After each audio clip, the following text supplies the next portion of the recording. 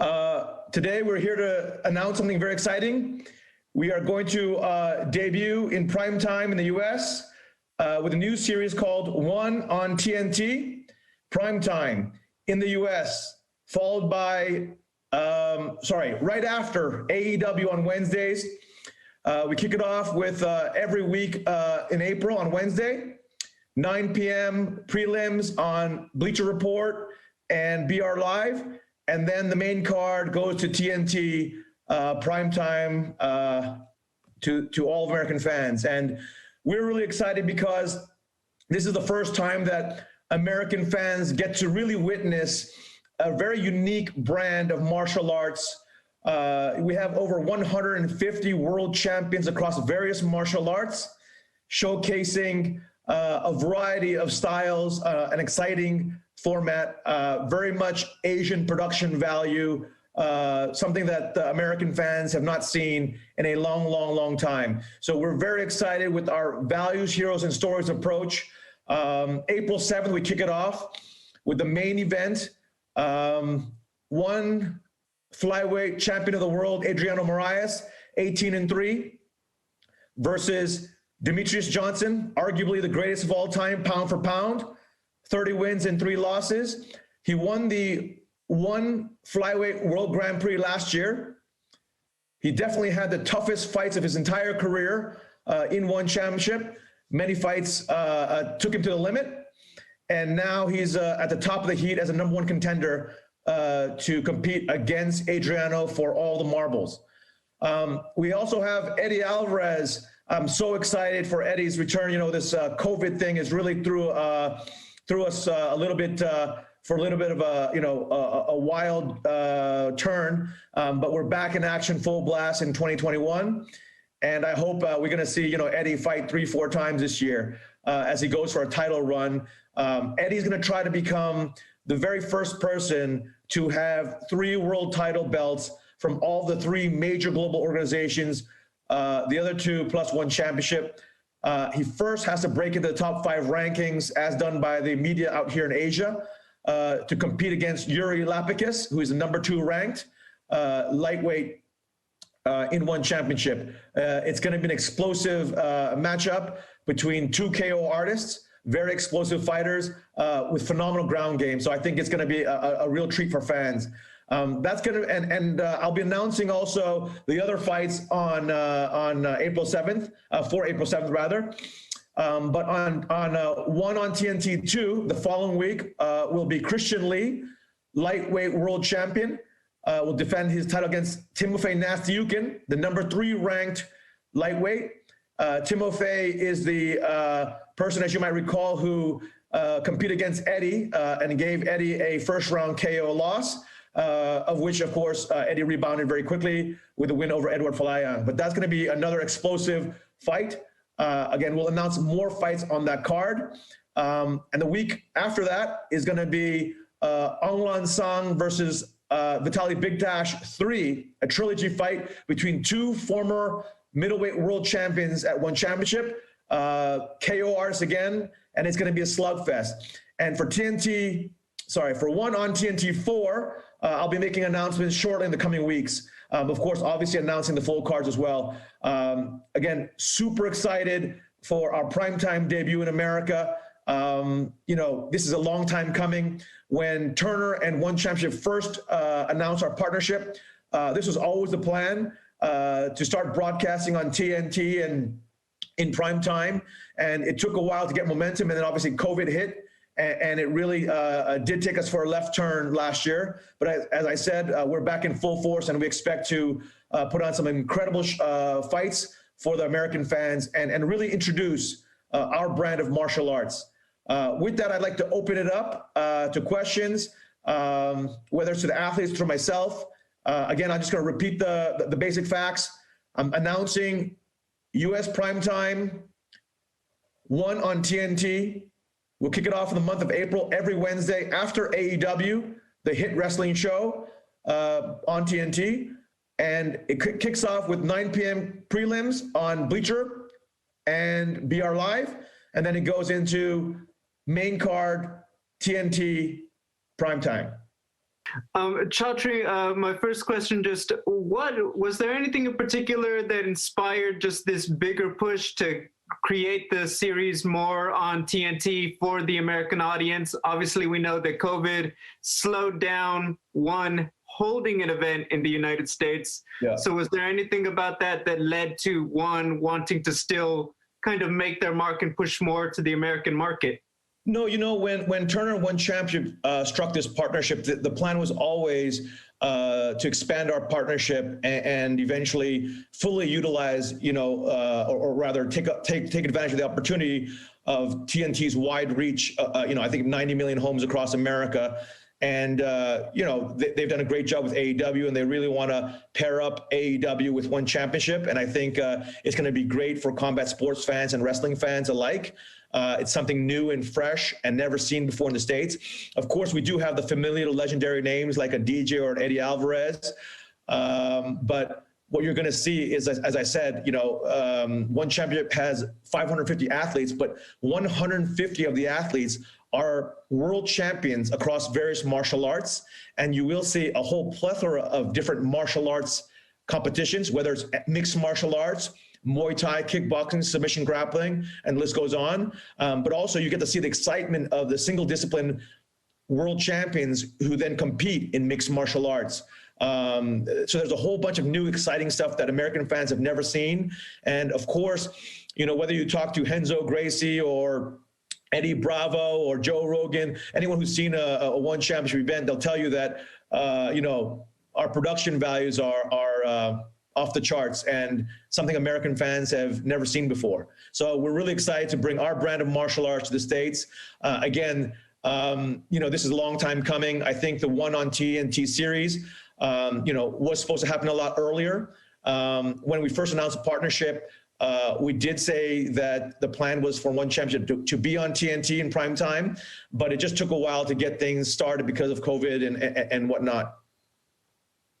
My second question, I think it's no coincidence that we do have both DJ and Eddie on the same card.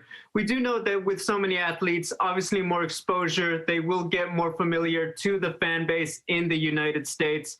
But I want to ask, just how important is it having guys like a DJ and an Eddie in terms of helping to grow and bring in those fans so they can see the rest of the roster at one?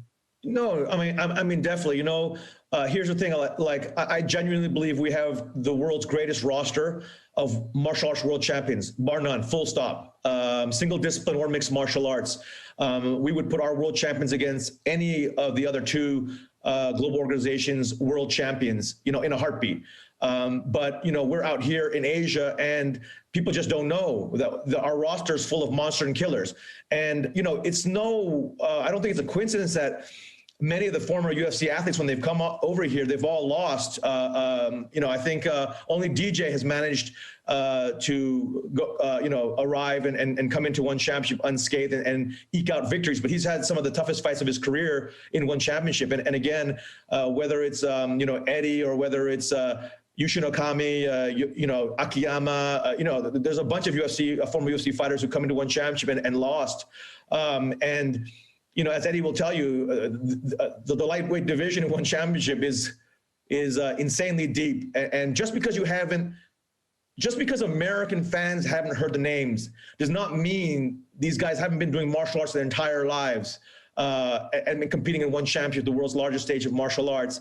And this is going to be a great introduction for American fans, for sure. And of course, obviously it helps to have Eddie's story. He wants to be the first person and only person to win 3 world titles in 3 of the biggest global organizations in the world. And that's a fairy tale story right there. But he's got to go through a lineup of monsters and killers.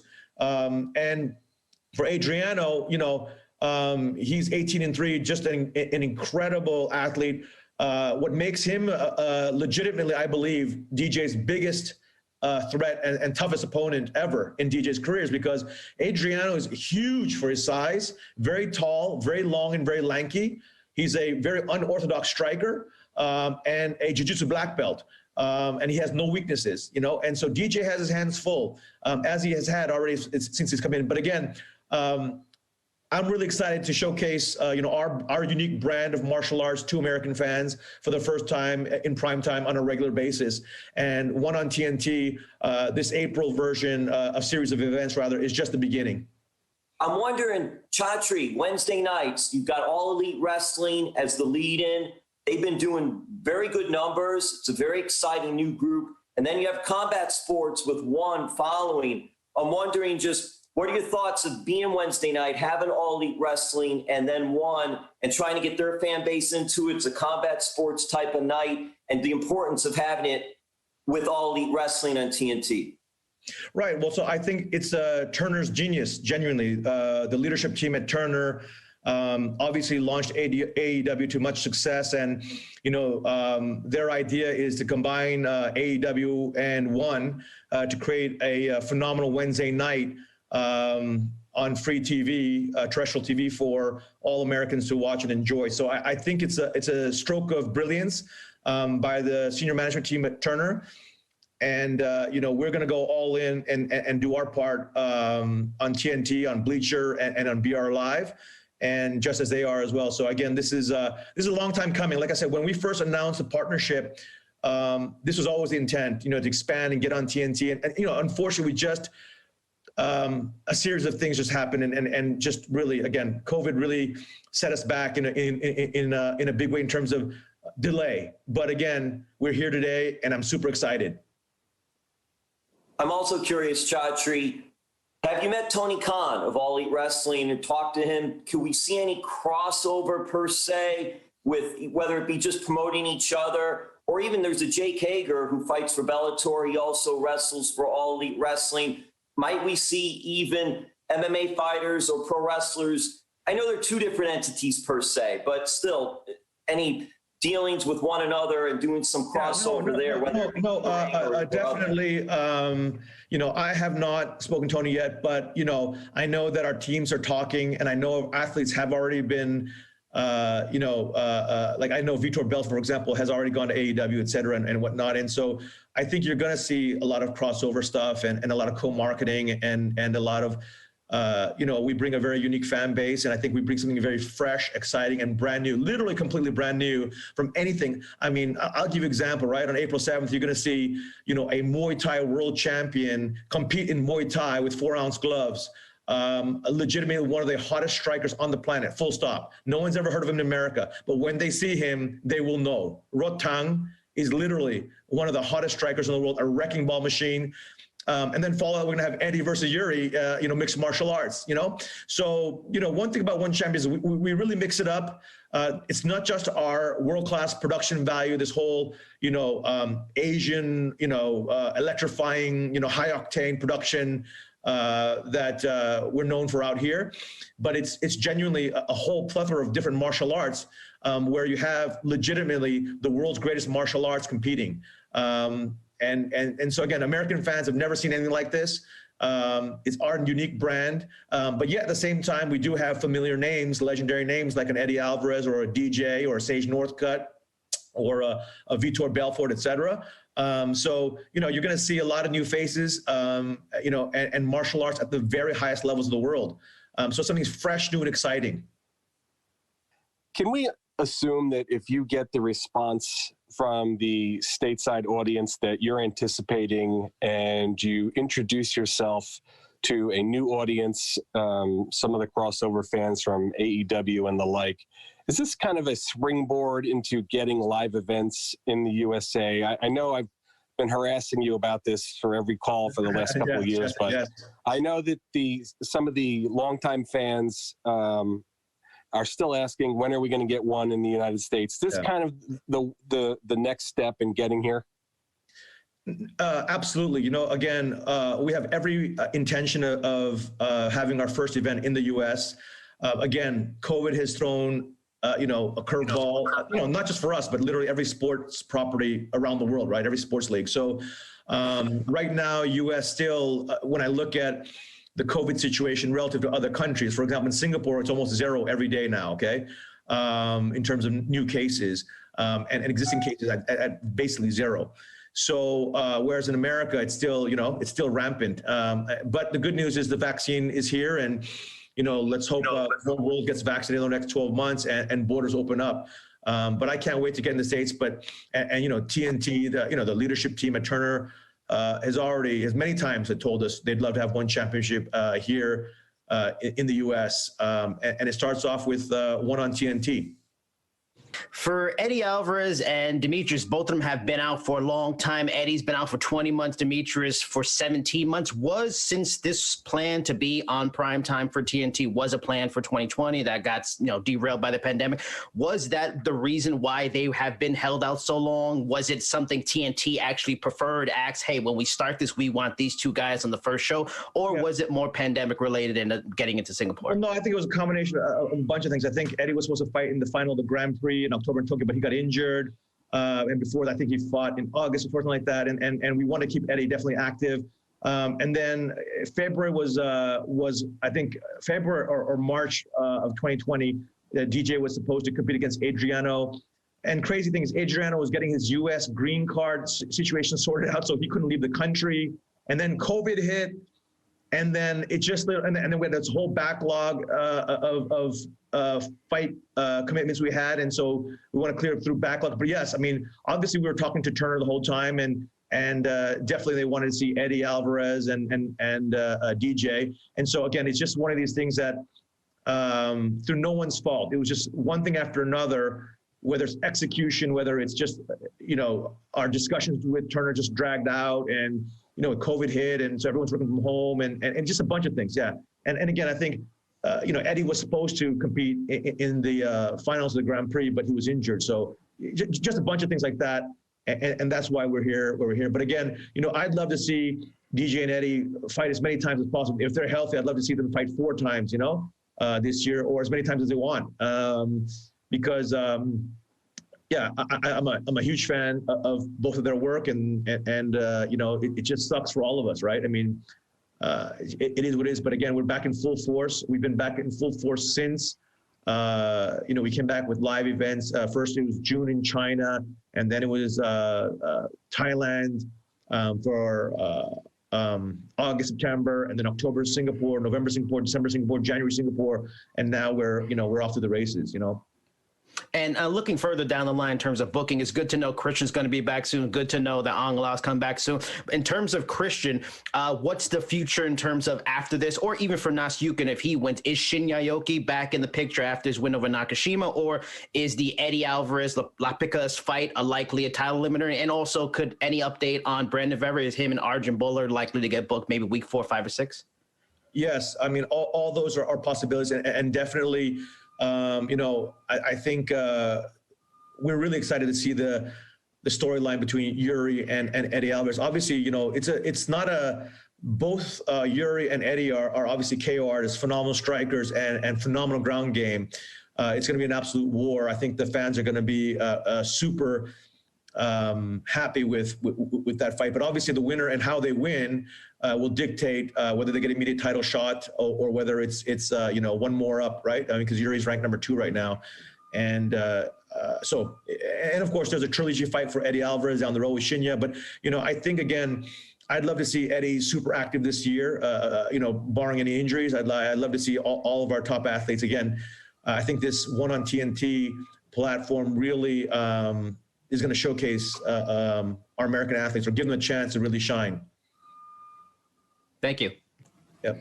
Thank you, Jason. Our next question is from Nicholas Atkin, South China Morning Post. Nicholas, please.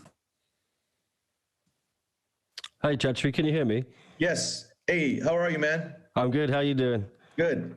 Good to catch up with you. All right. I ask you every time I speak to you, have you got any update on the Atomway Grand Prix? Is it going to be on one of these shows? Do we know when that's going to happen yet? What's going on with that?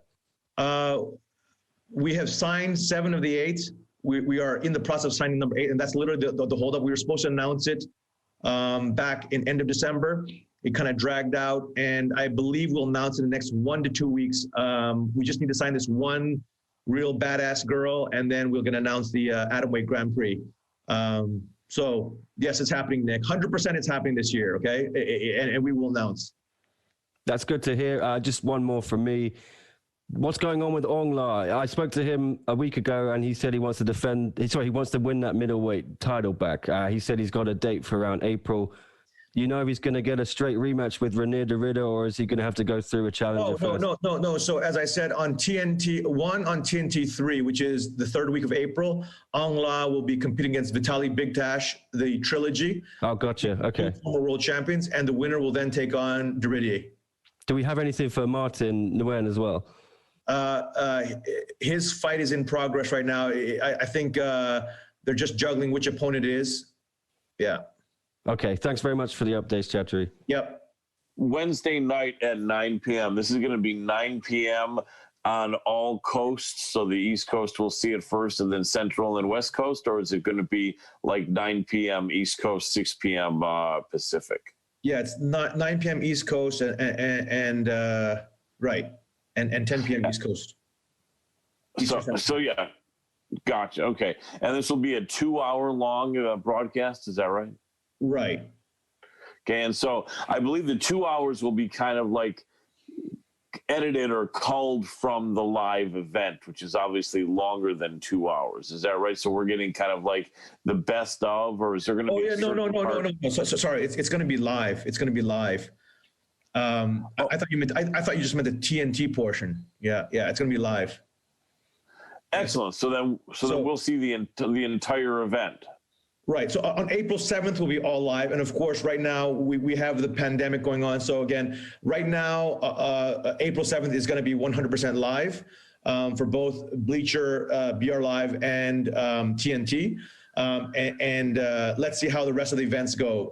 But that's the plan. The long-term plan is eventually to give something. One on TNT is always live, right? That's the long-term plan.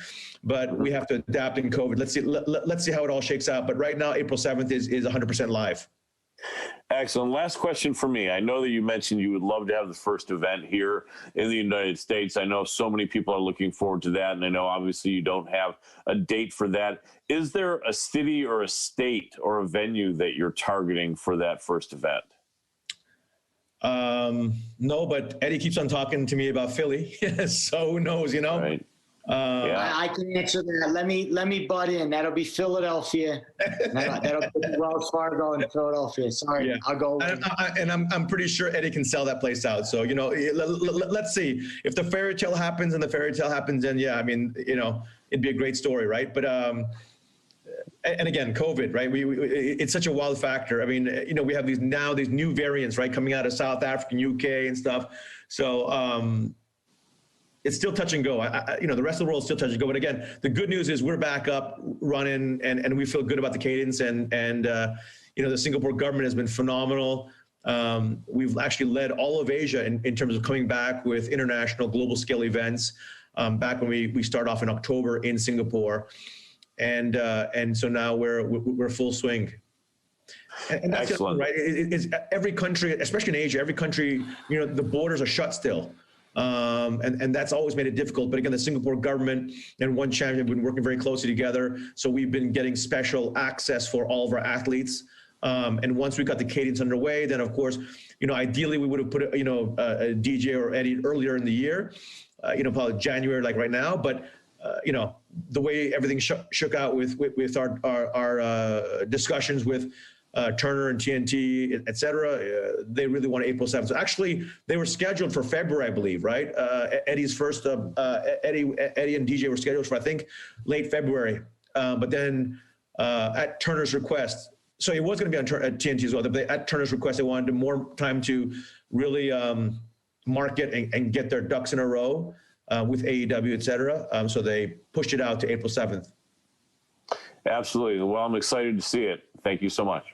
With the launch of One on TNT, is the full focus to be doing these shows on Wednesday, or is there still plans to be doing Friday shows or even the smaller One Series or Warrior Series cards? Yeah. So we are in discussions right now with Turner, and it's directionally going one way in terms of expanding One Championship and our partnership with Turner.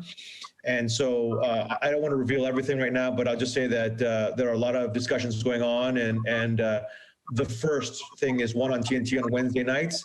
And hopefully we have some more news going forward.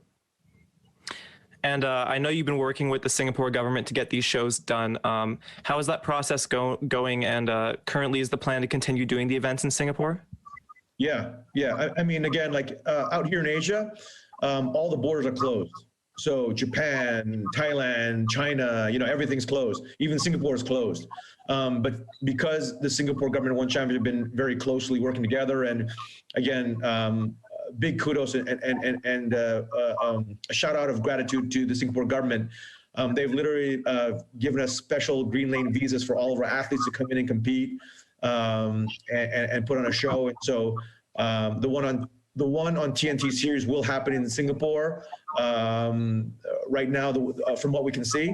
But again, COVID changes a lot of things. So we're definitely looking at a lot of different venues in different parts of the world.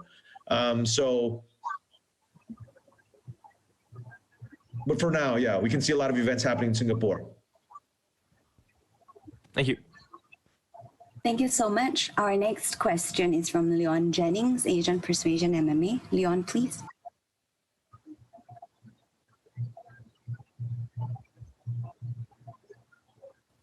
Hi. First question for Chatri. Just wondered, it looks like Save's he's starting to train again. Could we see him on the TNT cards and possibly Peter Belfort finally make his one debut?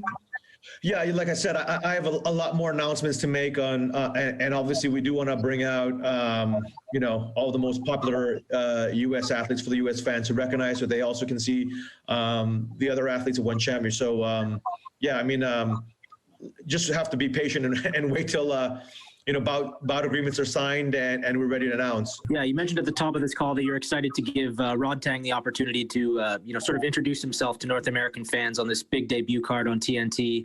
That certainly makes a lot of sense, given that he's, one of the most exciting guys in Muay Thai. But following up on that, are there any other athletes on the roster that you're really excited to introduce to Western fans using this platform? Yeah, so again, wait until our bout agreements are signed, but we have some really, really exciting athletes. Both, big names, but also people you've never even heard of that have just insane, extraordinary skills. They're world champions in their respective martial arts, and will showcase the highest levels of martial arts. Again, the American fans are in for a real treat, something fresh, something brand new, something totally different that's not available in the U.S. right now. I can tell you the other two global organizations, while I have mad respect for them and they're phenomenal, we have a totally unique, different brand of martial arts with the greatest world champions on the planet across all these different martial arts. And Rod Tang is one of them. People are going to be blown away when they see Rod Tang. When people talk about, what I find kind of funny is when you see American commentators say, this is the greatest striker on the planet. When there's an American athlete or a Brazilian athlete in one of the other two global organizations, I can tell you that in Asia, if you want to see the best strikers in the world, come here, and then you'll really understand who the best strikers in the world are, and that's why we're so excited to showcase some of this. Eddie is considered a world-class striker from North America, but he comes to Asia and he's blown away by the level of technical striking out here. DJ, the same thing. DJ came out here, and he's just blown away. He's just, as he was saying, I think Americans grew up in, wrestling in high school and have obviously phenomenal wrestling. Just like Brazilians grew up with BJJ. In Thailand, you grew up with Muay Thai, when you're 3 years old, 4 years old. So kicking and punching and kneeing, an elbow, it's just a different level. People have never seen it before until, well, when you see Rod Tang, guys, you'll see a wrecking ball, it's going to be an insane fight against Jacob Smith. Two fighters who come forward all the time. And so, yeah, so I'm really excited for American fans, man. They're going to see something they've never seen before in a production value they've never seen before. The highest levels of martial arts in the world. Incredible strikers. Pound for pound, the greatest strikers are in One Championship. There is no ifs, ands, or buts. 150 world champions out of 550 athletes. It's the largest roster on the planet, the largest collection of world champion athletes. Full stop, bar none. And American fans have never have ever been able to witness that. So now we're really excited for our partnership with Turner and that we're going, expanding it. After Rod Tang's fight in April, he's mentioned in the past some interest in potentially converting and switching over to MMA. Are there any plans in 2021 or potentially 2022 for Rod Tang to make that conversion to MMA? Yeah, a lot of Muay Thai world champions have expressed that, right? I mean, it's no different than how, I don't know, an NCAA Division I wrestling champ wants to cross over to MMA, or Olympian wrestler wants to cross over to MMA. I think that's just, when you're at the top of the food chain in any given martial art, some athletes find it very interesting to go test, in a kind of a less rules format like mixed martial arts. So Rod Tang has definitely expressed interest. We have Stamp Fairtex, who was a two-sport world champion in Muay Thai and kickboxing in one championship. She's also in MMA. I think she's 5-0 or 5-1 or something like that in MMA. Yeah, I mean, you're definitely going to see crossover. So it's going to be a lot of fun. But the fact that one champion, we showcase all the different martial arts. That's what makes it fun too for our fans. Is like, you'll have a world champion in kickboxing and he or she will cross over to try to be a world champion in MMA or vice versa. And maybe they'll experiment in Muay Thai. And so, or submission grappling. So there's we showcase, the full spectrum of martial arts in one championship. And so that's something fun for fans and lots of storylines there. Thank you so much. Do you have any word about any of the fighters from Team Lakai as to whether they will be fighting on the One on TNT series? Yes, I can tell you that Team Lakai athletes will be on there as well. I just haven't, bout agreements haven't been done yet. So again, we just announced, for TNT we just announced for April 7th, the main and co-main. We announced the main for the April 14th show, and for the April 21st show, we've announced the main as well, the main event.